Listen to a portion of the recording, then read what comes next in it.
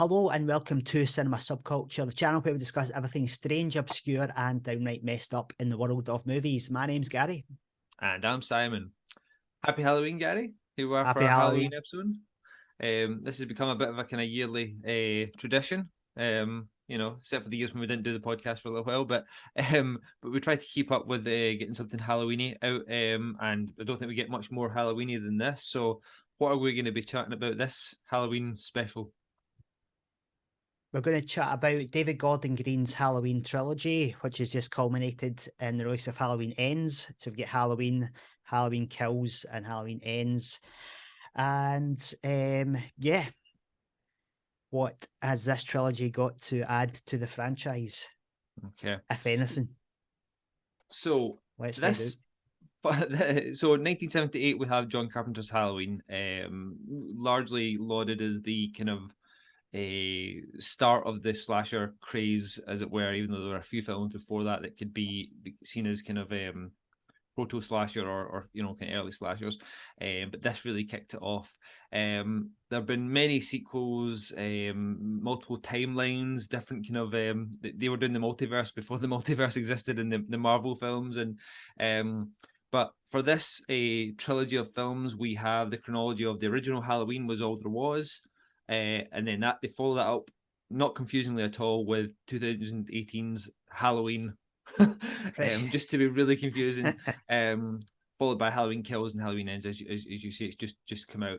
So we pick up 40 years later in this film, from the end of the original Halloween. We are kind of told that Michael Myers has been in a sanitarium again for the last 40 years and hasn't spoken, hasn't really done much of anything. Dr. Loomis has sadly passed away, and he's now under the care of Dr. Sartain. We also find out that Laurie Strode, the final girl from the original Halloween, has been living a fairly traumatized kind of PTSD kind of lifestyle. Lives in quite a secluded compound, weapons, and very kind of Sarah Connor kind of from Terminator 2 kind of militaristic lifestyle. She's kind of estranged from her daughter, who she kind of brought up in that kind of fear state, I guess, like kind of waiting for the boogeyman to return. And we have a Halloween night where again Michael Myers gets free. That's followed up, and we'll get into the plot details of a little bit deeper of the full trilogy, but that follows up with Halloween Kills, which is more of that same night from the 2018 film. It kind of follows that up. And then we end the trilogy with Halloween Ends, which is set actually 4 years after that night, and kind of follows the characters in like a slightly different path, I'd say.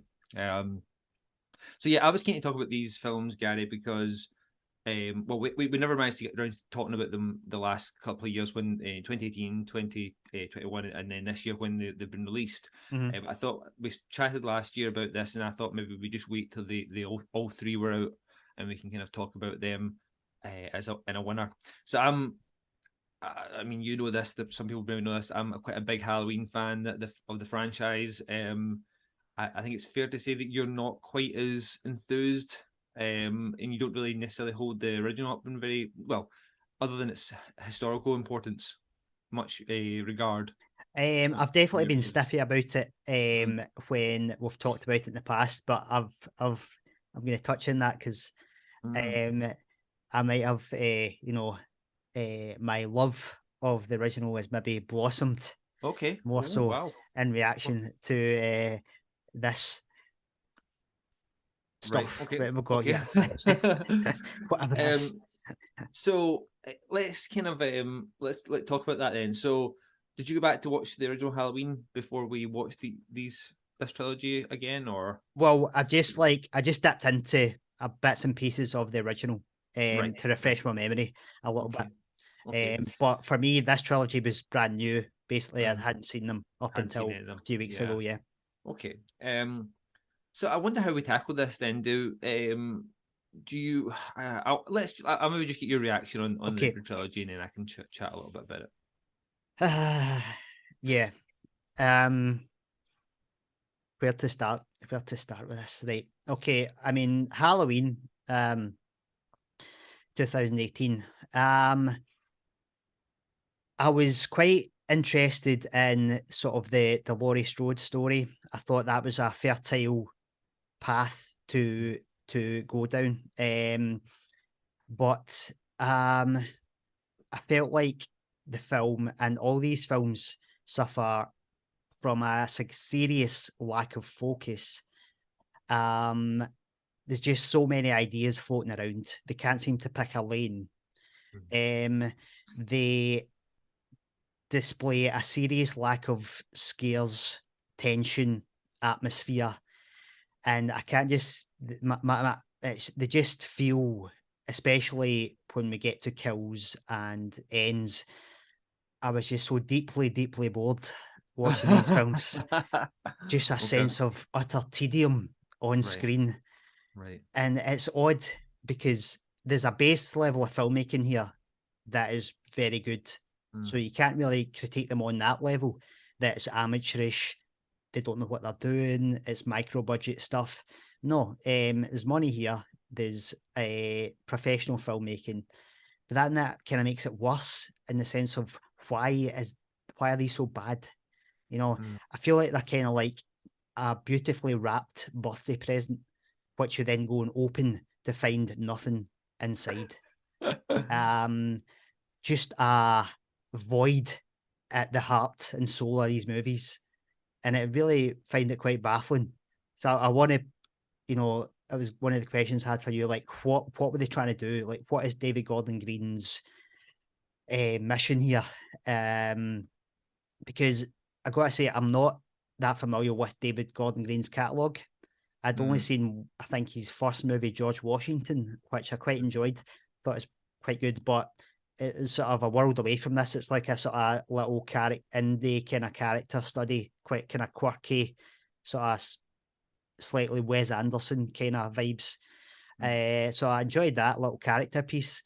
And I know he's more associated with comedy, and they hadn't done horror, I think, until the Halloween films. Yeah.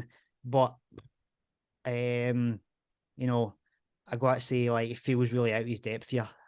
And I've watched some of his interviews. It seems like a smart guy, but I don't know what's went wrong here because these films are just a total mess for me.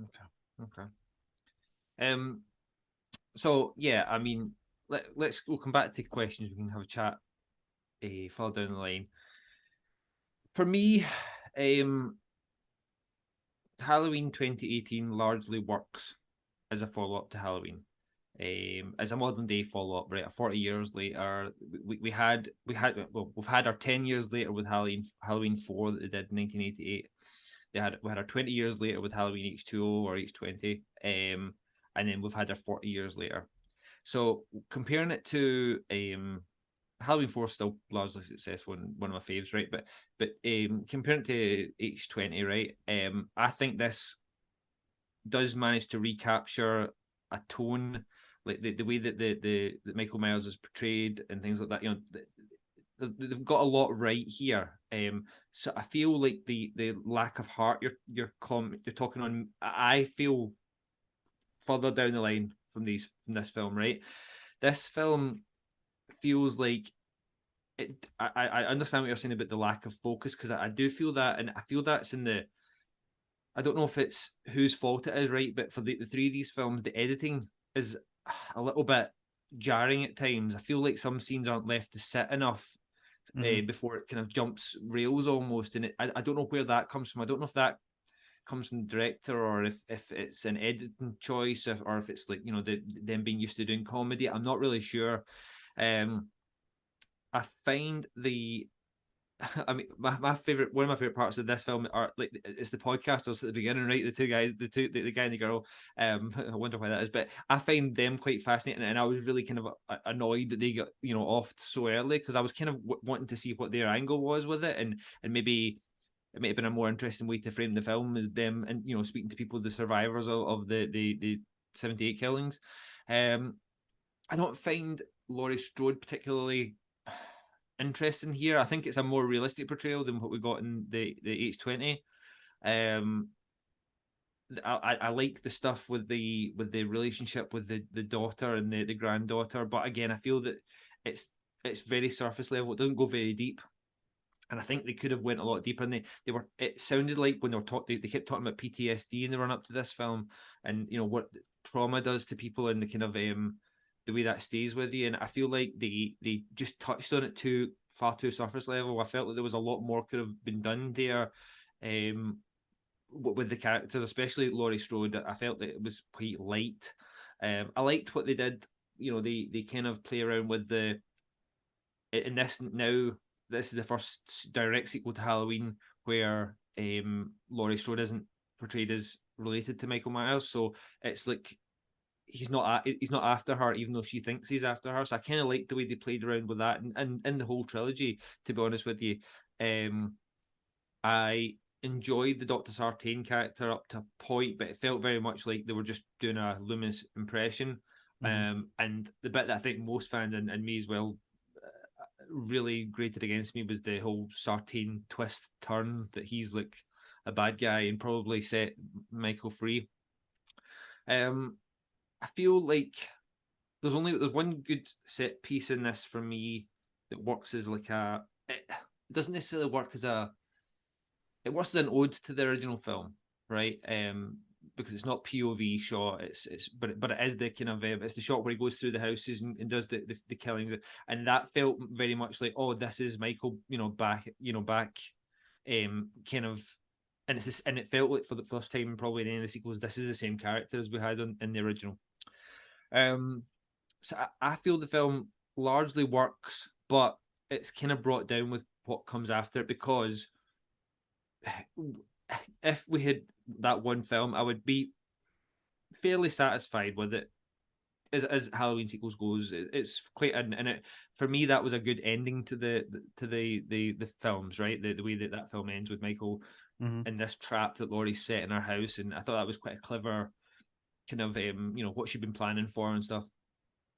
Then we move on to kills. I just come in on Halloween there a wee bit more. Sure. Yeah. I thought the strength of Halloween was the Jamie Lee Curtis character in that storyline. And I just felt like any time she wasn't on screen, the film dipped so much. I'm just like, can we please get Jamie Lee Curtis back on the screen here? Yeah. She's the best thing in the movie. And then anytime the other plot lines in the film just felt to me like, oh, we've seen this before. It just felt like, right, here's what you expect from Halloween. Here's your Michael Myers, set up cliche kill set pieces. And I was just so bored with that. I just wanted more Jamie Lee Curtis because I thought at least there's a fresh angle here with the psychology of the PTSD kind of situation. I thought, why not just give me that movie? And that made me think, right, what are they trying to do here? Are they just trying to do fan service? Or are they trying to make an original story, or just basically both? I think because like when the first one was intended to be a trilogy from the very get-go. No. They had two films I think they were going to make, and they wanted to make them back to back, but they after the kind of Rob Zombie kind of backlash, was a backlash to Halloween 2 Rob Zombie did, I think they were a bit like scared to and they didn't make theirs back to back either, but I think they were just a bit kind of scared of giving it to new filmmakers, new to the franchise, and go for it. But in retrospect, given that they had Jamie Lee Curtis and John Carpenter on board for this, like I think they should have just went for it and made it. But anyway, sorry. Yeah, no, that's kind of just that emphasizing that lack of direction here. Like, they can't seem to commit to anything. That also made me think about the question, who is the auteur here? Is there one?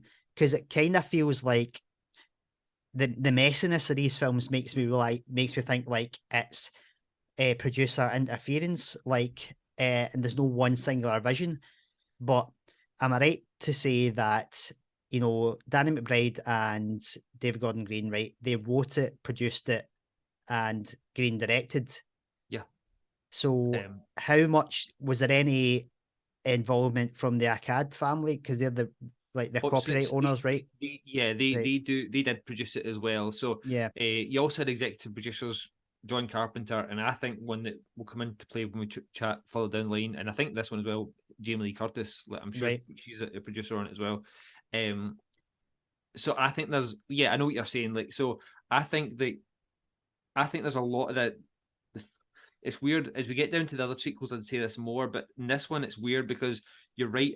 That was my feeling when I first watched it as well. Is like I just want to see what Laurie's story is. I want to know what's happened in the last 40 years. That's kind of what I want more of.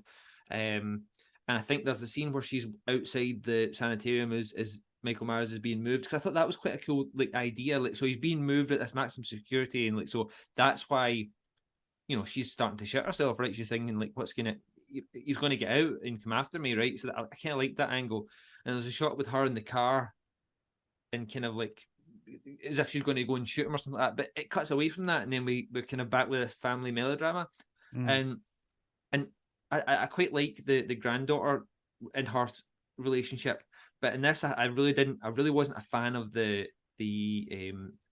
not necessarily the daughter stuff. The Jamie Lee Curtis character I was okay with, but she didn't seem like a very good mum to the granddaughter. Like, I don't know, there was something weird about that when it was just them two that it felt kind of off. But yeah, I definitely get what you mean. I think that it hurts this film, and again, I think it hurts the next one that we don't get much. Laurie Strode. Yeah, because I just want to know, like, who's to blame here? Like, Yeah. can we blame McBride and Green here? Is it them that are responsible? I don't know. Like, Who, Jason Blum is quite notorious for not being too hands on with people's films when right. he's a producer on them, right? So he's produced here. There's another producer listed as Bill Block. I'm not really familiar with him much, but in the Acads, I mean, usually the Acads are pretty happy as long as Michael Myers keeps going. So, like, Right, and, you know, okay. not in a shitty way. They're just kind of like Mustafa always said, Mustafa Acad, that, like, you know, we never kill Michael Myers. Like, you know, like he always comes back or whatever. And it's his son that does it now. And for all intents and purposes, he seems to be quite well intentioned and just want there to be good films. Mm-hmm. So I really don't know. There are three writers on this, you know, Danny McBride, David Gordon Green, and Jeff Fradley or Fradley. So I really don't know. I feel like there was reshoots to the ending in this as well, which I'm not 100% sure exactly the details of the original ending. It's kind of, I've read stories here and there, but I don't know. I feel like they were trying to have a kind of passing the baton to like a next generation type thing, was kind Right. of what it feels like they're pushing for. That's why they're having these other characters there. And I don't know if is there just some sort of psychological thing about having like a slasher film without having like a teen cast, because it feels like there's two teens in this, like the babysitter and her boyfriend, and that's kind of one of the. I didn't mind the character stuff with the babysitter and the little boy she was babysitting, but that whole stuff feels like, I don't know, that got ruined in the trailer for me as well. Right. Those scenes with him in the cupboard and such. And I feel like it just was like a little bit. That was where I was like, this is kind of boring. Where's Laurie? You know, and then she turns up, but it doesn't turn into anything very interesting. But I don't know. I think this film has enough going for it that if this is where they left it, I think it was fine. I think it was fine. I mean, it might not be one. I would revisit this one over the next one, but yeah, I think it could have worked if this had done it, and if they'd given them the chance to do the two together, maybe even, you know, might even work better. Because that's the thing that I got from this film was like, okay, but if they make it, like, you know, you got the feeling that they were going to make another one, and that's where I was going to get my backstory for Laurie. You know, I was going to get more Right. deep dive. Maybe I don't know. You know, you just think that they're setting up a lot of things. Mm-hmm. It kind of reminds me of the Star Wars sequels that they did, you know, fairly recently, whereby they set up a lot of things in the first one, and then the other two like shit all over them. Right. But yeah, okay, if we move on to Yep. Halloween Kills. So Halloween Kills picks up as I say, the same night. Michael's burning away in Laurie's house, and the fire brigade decide they're going to go and save him. Oh, I should say we get a nice little flashback, which I did quite like, to 1978 on the night Michael was captured after he's been shot over the balcony in the original Halloween, escaped Dr. Loomis, and he eventually returns back to the house. I thought that was quite well shot and looked pretty good, and the actor they got to play the younger Michael Myers was a different guy, and I don't know. At the time, it looked pretty fine. It was, it was nice to kind of see it, and they recreated it, the house and stuff like that pretty well. But so we picked back up on that night, and to be honest with you, like I knew before going into this, they'd announced Tommy Doyle was going to be back, the little boy from the first Halloween, and as soon as it goes to that pub where they are all, there's Tommy Doyle, Lindsay Wallace, Lonnie Elam, who's a character in the original, but we get more of a kind of, he also saw Michael Myers in that flashback, and Marion Chambers, who was the nurse that Dr. Loomis was driving with at the beginning of Halloween. As soon as it goes to that pub, I watched it again recently, and oh man, it just drags so much. And this is where I'm like, why aren't we already back to Laurie Strode? You know what I mean? That was, and as we come to find out, it's because, like, I mean, essentially, Jamie Lee Curtis is barely in this film. Yeah, she's kind of like sits in the hospital the whole time, and like not in the fun way that she was in Halloween 2, where we kind of see her being stalked there. And I, and rewatching this whole the cast that we focus on in this, which is largely Tommy Doyle. I don't find him a very likable character at all. Yeah. It might be because the last time Tommy Doyle was in the films in this series, it was Paul Rudd that played him in Halloween 6, where, I mean, you can't not like Paul Rudd, I don't care who you are. But everything he was saying, all the dialogue, the repetition of dialogue, and something that happens in this film and the next film, I think it didn't, I don't remember it happening in Halloween 2018, but one character will say a line like so Hawkins at the beginning says, like, he has to die tonight and I have to be the one that kills him. Right, and another character will say the exact same line, right, and actually Laurie says it to him, and it's this weird repetition that's like, I don't know, like there's something that happens in the third film that someone hears someone say something and then they reiterate it the same way. It's very unnatural to me, and stinks of, things being shot out of sequence and maybe things being rewritten in the fly. I don't know.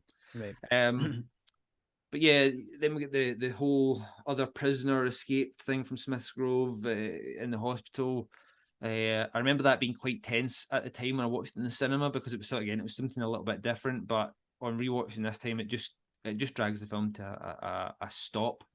There's some cool kills near the beginning with Michael in Laurie's neighbour's house. I kind of like the bit where he kind of stops and he's kind of admiring his work and stuff like that. But that feels very fan servicey and kind of like that. I enjoyed that type of stuff, but on rewatching it, it didn't hit the same. And then we get, for me, what is like the only we get the stupidest car attack scene in the history of cinema, I think, where so the Marion's there with Lindsay Wallace and the kids are over at the swing set, and Lindsay goes over to talk to them, right, and Michael attacks all the people in the car. right. And like like Marion just shoots randomly until she's out of bullets, and then gets him like dead to rights and says, "This is for Dr. Loomis, has no bullets left." The nurse, the girl that's dressed up as a nurse, gets out of the car and I think runs away for like 10 minutes, whilst our husband gets stabbed through the eye, then comes back and Michael knocks the door into her and she shoots herself. It was just random as hell. And then we get, as I say, for me, the only two bits that felt like a Halloween film, which were and it is a little bit comedic, but the Big John, Little John stuff, I quite enjoyed that. I still quite enjoyed that the second time around. The people that are living in the Myers house. Oh yeah, right, okay. Right. A couple that I quite like those characters, and there was a bit when they're like searching the house that felt like an 80s Halloween film, right? The only part so far of the film it did. And then the kind of just before the finale, when Alison and her boyfriend find the couple dead and get attacked in the house, that felt like a Halloween film to me. The attack on the people that attack Michael in the street and basically like totally kill him. Yeah, right. They shoot him, stab him at the base of this fucking skull with a knife.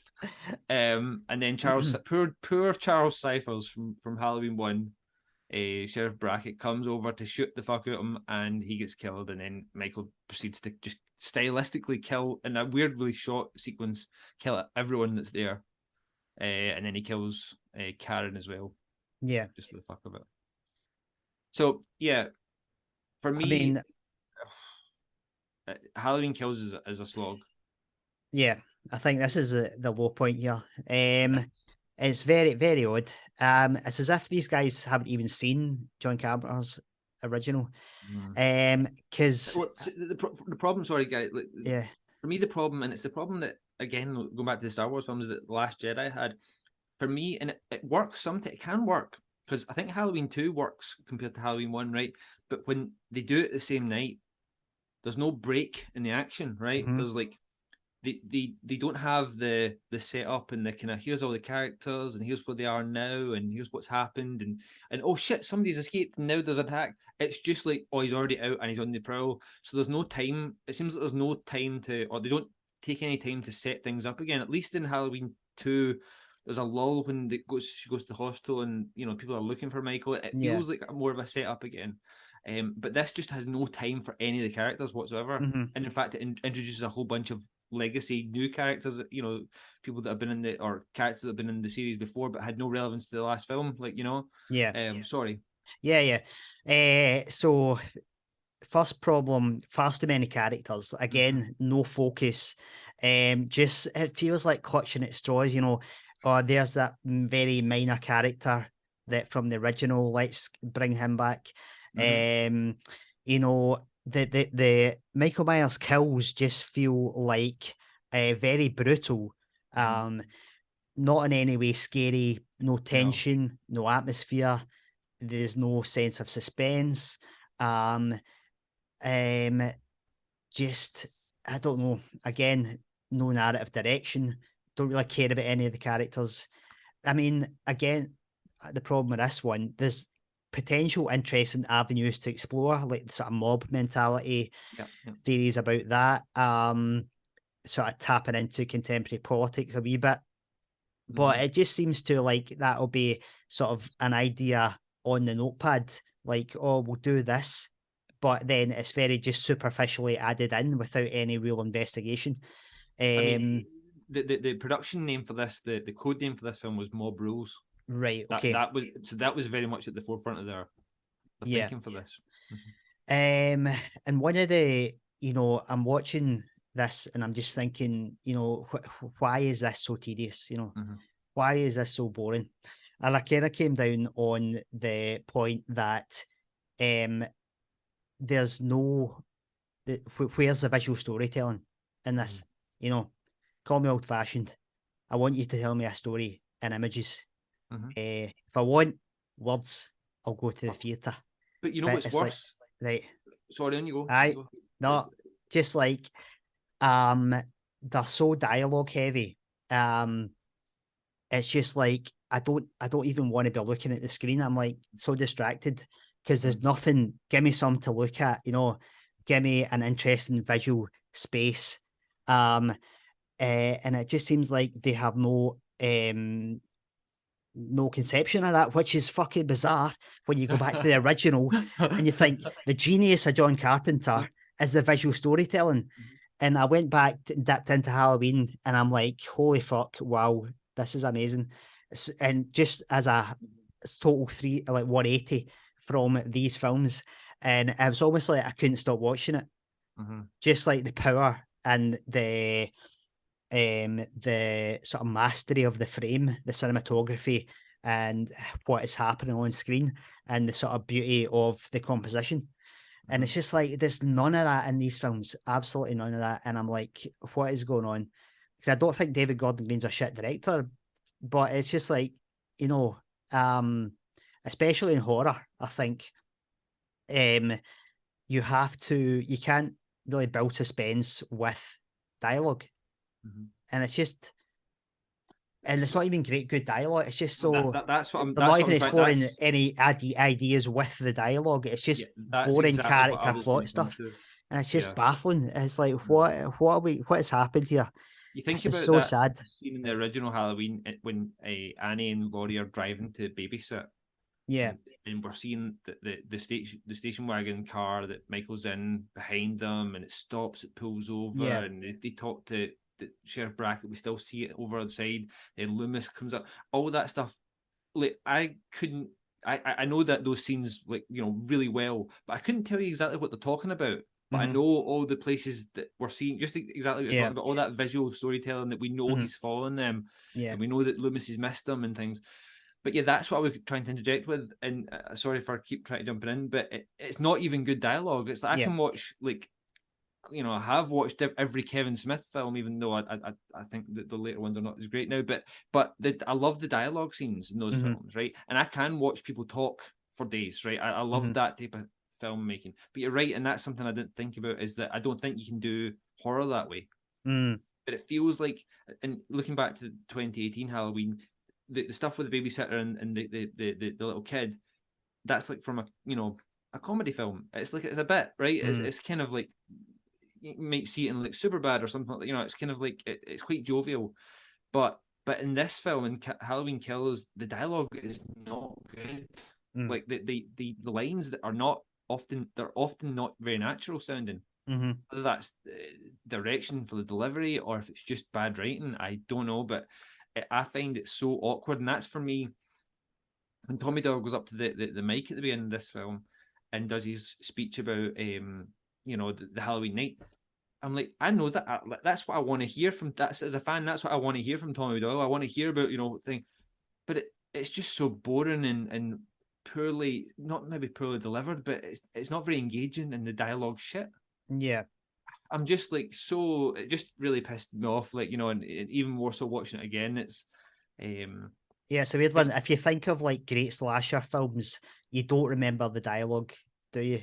The dialogue is nothing of note, because it's not the type of film that's investigating ideas. It's investigating ideas on a visual level, yes, because that's where a great horror movie will strive and succeed. But so it's just like, what is going on? They feel like films that they have a great sense of themselves, like we're doing important filmmaking here, like we're elevating horror, we're doing kind of serious work here. Maybe in something, a parallel might be the Dark Knight trilogy. It feels like a similar thing, like let's take these sort of genre films but take it up a level. But there's just a sort of pompousness and just like an emptiness in the dialogue that's just, it makes it, it's totally not worthwhile at all. All right, let's move on to Halloween Ends.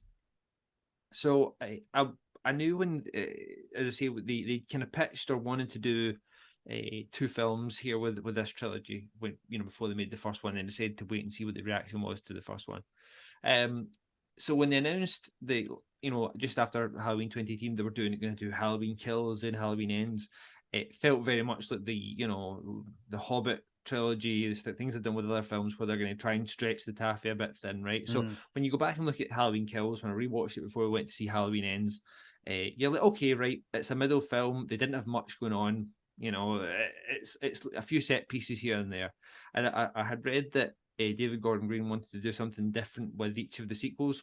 So I think the first one was a more traditional Halloween-esque, right, film. He described it, the second one as an action film, which again, it's like, you're like, what film series we're making here? But and described the third one as a love story, right, or a coming of age story. So Halloween Ends, and again, I believe that this was meant to be before the pandemic hit and everything like that was delayed. Halloween Kills was delayed a couple of years, even though it was finished. And then they were. I believe this film was going to be on the same night, continuing on. Right. Okay. There's actually an slightly alternate ending with after Karen gets murdered in Halloween Kills, where Laurie Strode phones up her mobile, and it's Michael Myers breathing at the end of the phone. She knows he's killed the daughter, and I've watched the alternate ending, and it's not even very well performed. So it's like they say they scrapped this when they decided to do the time jump, but she basically heads out of the hospital with the knife that they have at the end of the last film, beginning of this film, to kill Michael Myers. It seems they cut all that. I don't know how this film that we get here would have fit into anything that resembled the same night. or had a direct continuation of that. So I feel that this third film has been completely rewritten. Okay. Way after it's been announced. So we get a time jump. Well, we actually get a 1 year time jump initially in the opening to 2019, the following Halloween, and we meet the character of Corey Cunningham, who is going to babysit for a neighbor or someone who it looks like he does some garden stuff for. They can't get their regular babysitter, so they've got Corey there. I quite like this opening, I've got to admit, because I was kind of intrigued. It felt really fresh, and I'm like, what are they doing? I remember reading a little synopsis of the film, and I didn't watch any trailers after the initial reveal trailer, which had nothing in it, right? So I really went into this film blind, which I never do, right? But the previous two films had spoiled so much in their trailers that I was like, I need to get into this quite fresh. So maybe that explains some of my reaction to this film. But I loved the whole opening scene where we're kind of introduced to the kids being a little bratty and kind of disappears at one point, and we don't know what they're talking about Michael Myers because he's not been seen since the previous night, Halloween, when he killed the year before, killed Karen, and then disappeared. And there's a lot of tension I felt built up in that scene with the kid going missing, and then I thought that first section worked really well as well. Yeah. Turns out the kid's playing a prank on the babysitter, and the babysitter gets really freaked out, bursts the door open, and the kid gets thrown over a balcony and killed just as his parents come home. I don't know. I thought that was really well done, and kind of something. Didn't feel like necessarily a Halloween film, but I think it did. It worked because I did think, oh, are they having Michael come back here? You weren't sure what was happening. And then we get our kind of time jump to 2022, so 4 years after 2018, 3 years after the 2019 night that Corey accidentally murders this kid. And then again, we get quite a fresh film from here on out. It's for me, it feels much more akin to, I don't know if you've seen Christine.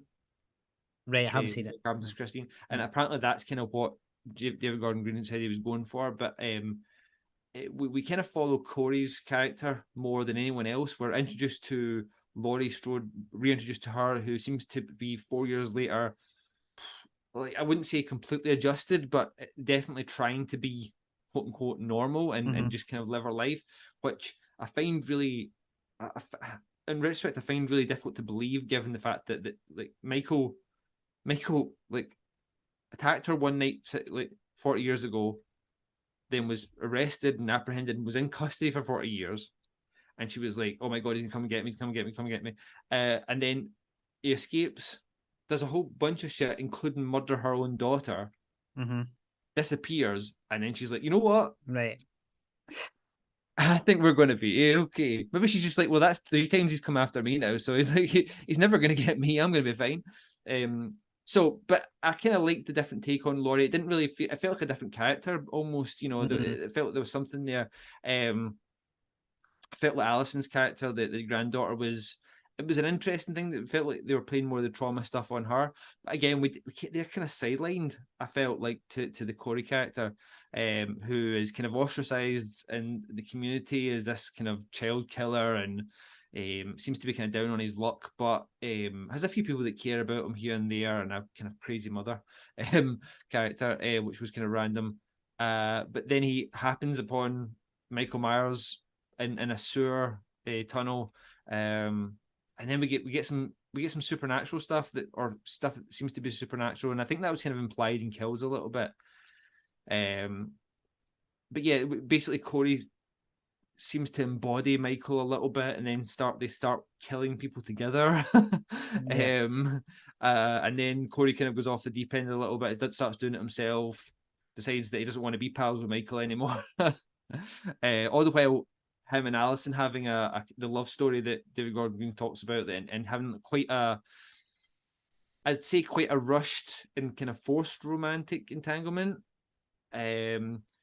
Laurie seems to be very for this until she looks into Corey's eyes and sees Michael's eyes. I don't know.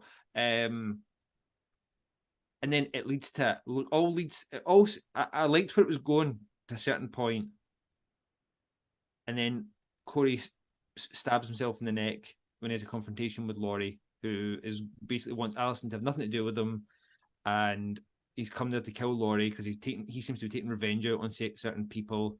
And up to that point, I was like, okay, where's this going? Where are we going with this? Mm-hmm.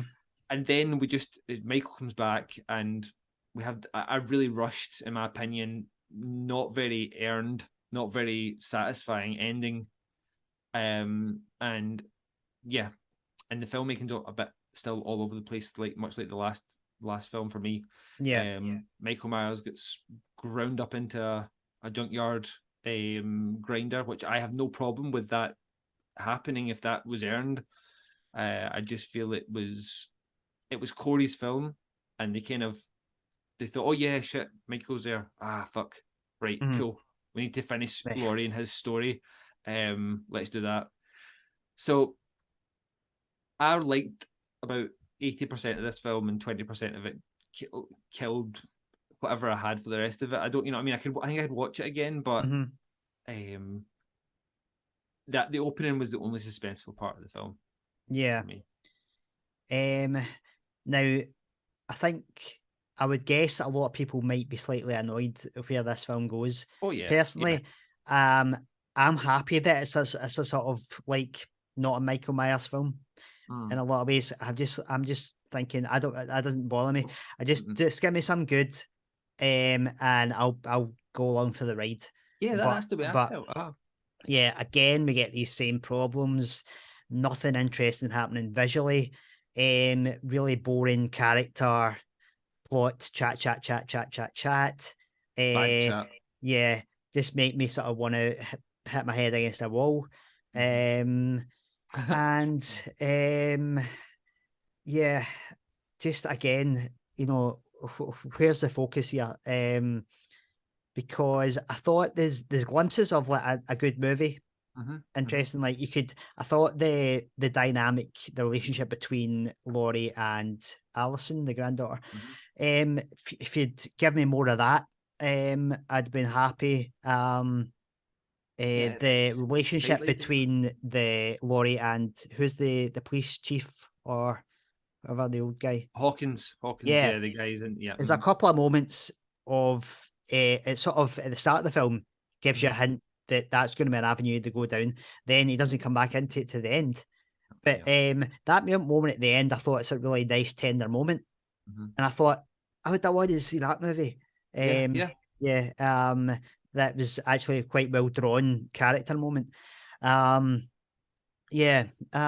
So nothing particularly wrong with where the movie goes. It's just dull. It's just nothing of interest or nothing of note. And then, as you were saying, it gets to the last 15 minutes, and they suddenly decide, is it a Michael Myers movie again?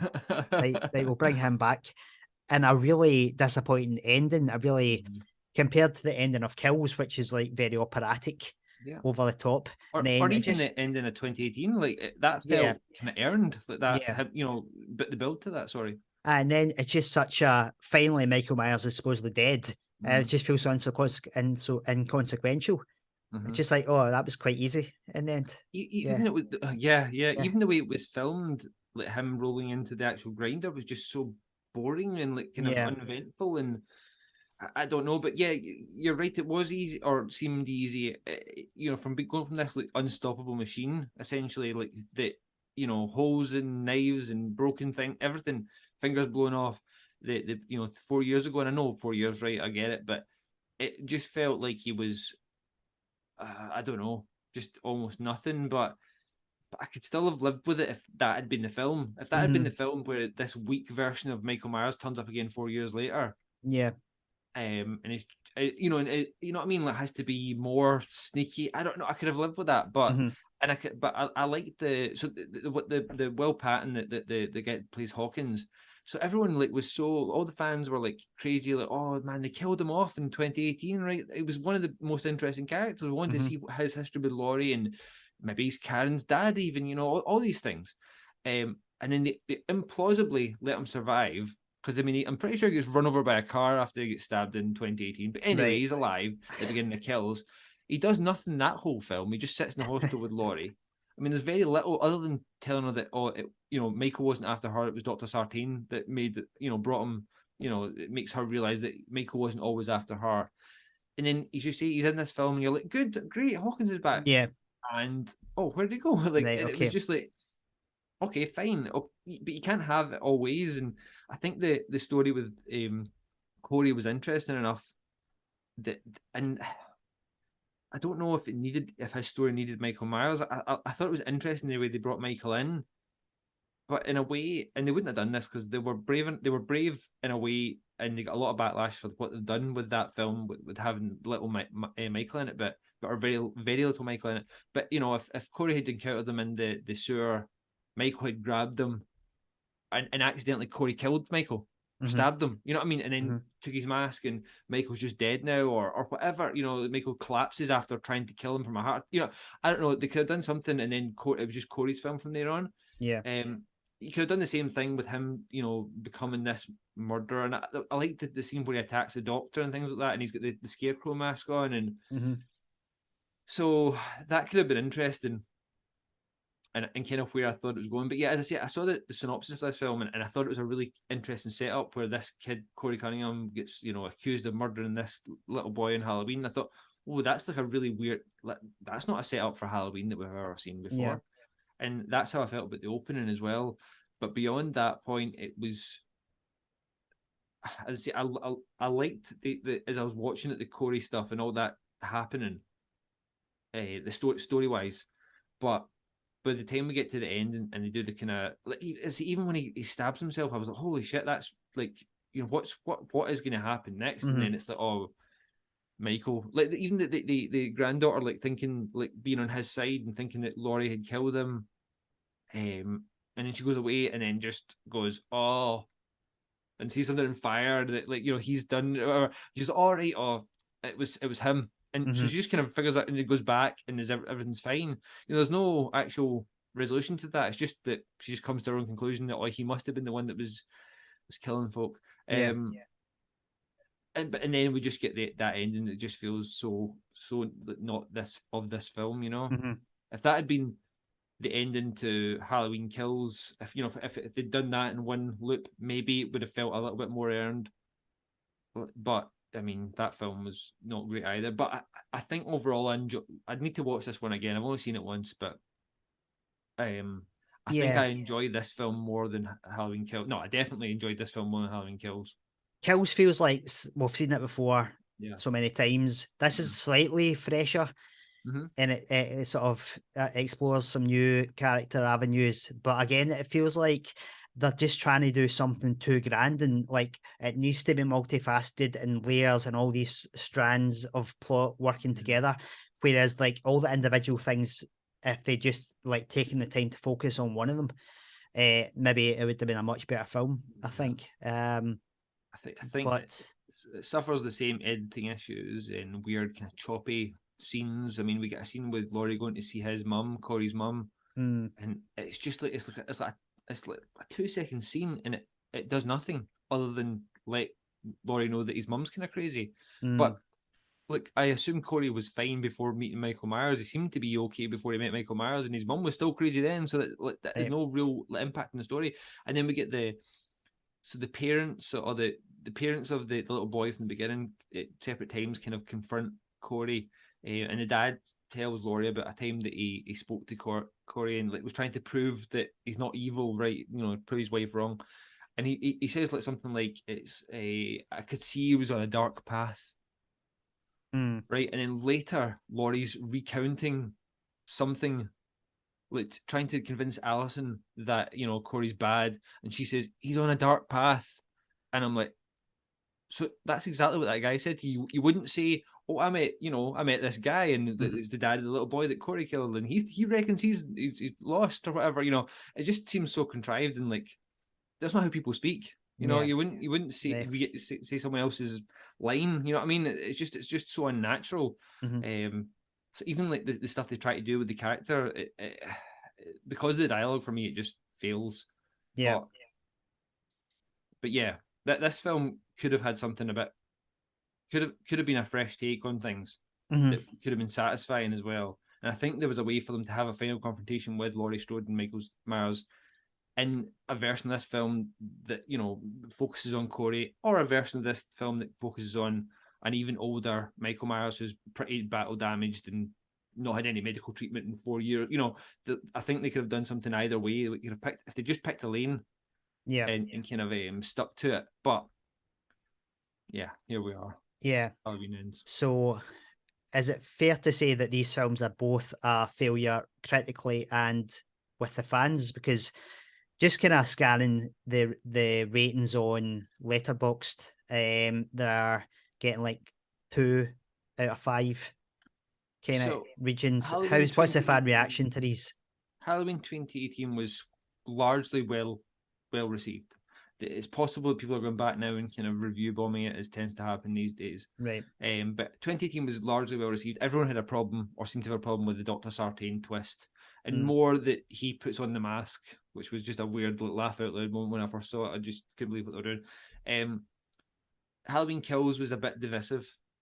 Seemed like people liked, and even me, like, I liked some of the kills near the end and stuff like that. I liked the kind of tone they had for certain parts of it, but the repetition of Evil Dies Tonight and all this stuff has been memed out this world. So I think it was probably like a 70-30 or 60-40 kind of like to dislike. This one has been largely panned, like, by the fans. People seem to really hate it, which, again, I don't hate this film. I think it's got some merit and it could have been really interesting, and some parts of it are really interesting. But yeah, this one has been largely lambasted. I mean, there's memes now, and I think Rob Zombie's been sharing them as well, because I think everyone hated his, or said they hated his films, even though most people kind of liked his first one. But the second one certainly was really, really poorly received. I really like that one, actually, to be honest. But and now everyone's going back and saying, actually, they're not so bad, Right. you know. So everyone's kind of revisionist and going, you know, that was all right, you know. Because they don't even have, like, even a film. I've not seen all the films in the franchise, right? But something like Halloween 4, it's a bit more pulpy, it's a bit more low budget, but it doesn't have that. That just feels like a fun slasher movie. So these ones don't have that because they're so grand and kind of the tone of them is much more serious. So you can't excuse them on that front, because you can't just say, oh, it's just a fun slasher, which these aren't, in my opinion. They're attempting something which, you know, denies them access to that lane of horror film. So that they're not even fun on that front. So almost in that way they're worse than that some of the other Halloween films, even though on other levels they're better in terms of production value. It's a weird kind of way trilogy to look at. I feel like, I think they're going to be poorly remembered, which is something I wouldn't have said after watching that first 2018 film. I felt like it was pretty decent. But and we should probably talk about the sound, the track, the music and stuff like that. John Carpenter was back for the music for these films, and I kind of largely feel the same way about the music side of the films. I thought the 2018 soundtrack was pretty good and introduced a few new kind of bangers, as you might say, to the kind of Halloween soundtrack. I really felt Kills was a disappointment soundtrack wise. Anything that was good in it was probably from, you know, it was recycled from the 2018 music catalog. And Ends has a lot of different tracks on it. I've not listened to it extensively, to be honest, yet, but it doesn't really feel like it has anything too new that isn't like completely separate from the Halloween music catalog, if that makes sense. But I think the 2018 one's pretty successful in recreating or modernizing the kind of music tones from the original. But yeah, I say it is disappointing. I think I'll do what I did with the Star Wars films. I just decide where in my head canon that after Return of the Jedi, nothing else happened. That's how I do work with the sequels. And this one, I could probably, you know, there's different timelines, and you choose where to stop. You know, you've got Halloween 1, 2, you've got you get 4, 5, 6, right? You've got Halloween 1, 2, you get H2O, and then you stop before you get to Resurrection. You don't want to go to there. Your two Rob Zombie films, and then with this, I could go Halloween and Halloween 2018 and be quite happy, and just stop there. And that's how he dies. So I think that's all that we can say, or I can say anyway, about these films. I don't know if there's anything else you have. Yeah. I wasn't sure. I had a hunch you probably liked them more than me. But you would kind of agree that they're a failure in a lot of ways. I think so, yeah. As I say, I think that the 2018 one is more in that kind of fan servicey, fun legacy sequel that we've kind of become used to. But I think the second two, more kills, ends I could live with. But yeah, I don't think they're successful in what they're trying to do, unless you agree with them wanting to make an action film and a love story. Right. So, but I'm glad we've talked about them now. Right. It's been a few years in the waiting. So that'll do it for our discussion of David Gordon Green's Halloween trilogy. If you want more Halloween, we have other episodes with on the channel. Done Halloween 3, Halloween 4, and the original Halloween. So if you've enjoyed this, please make sure you have subscribed on YouTube, like the video, and hit the notification bell. Thanks for listening. I've been Simon. I've been Gary. Happy Halloween.